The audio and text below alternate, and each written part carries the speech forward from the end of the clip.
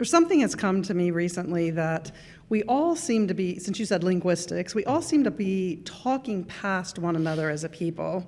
And lately I've moved to calling it our modern day Tower of Babel. Mm-hmm.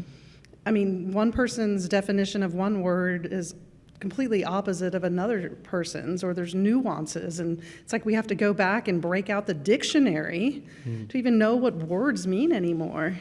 And I was wondering if you could speak a bit to that. There's a lot to say there. The dissonance that you're experiencing is not an accident. It was a deliberate movement by some French philosophers of language in the latter part of the 20th century. Most famously, Jacques Derrida and Michel Foucault. They were dissident political philosophers, and one of their weapons was trying to break down communication. They argued that human differences were fundamental, and that there was no real possibility of finding common ground or of communicating across various sort of identity lines.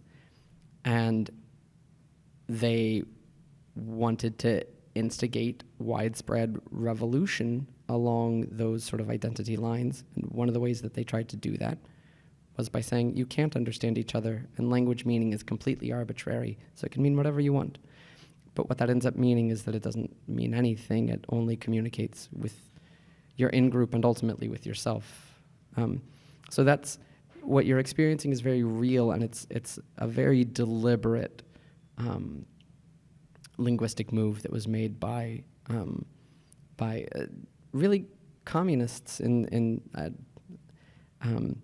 not to be a McCarthyist, but that's really what they were. That was their political ideology in the 60s, 70s, 80s, and 90s even. This was all it was all the postmodern. Yeah.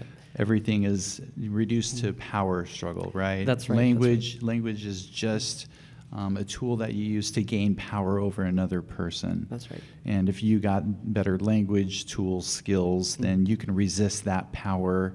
That's right. Attempt over you, and you can then be aggressive to that person and overtake that person. That's right. The linguistic branch of postmodernism is called post-structuralism, because it's this view that the structures are arbitrary and you can just use them how you want to get what you want, and there's nothing but will to power.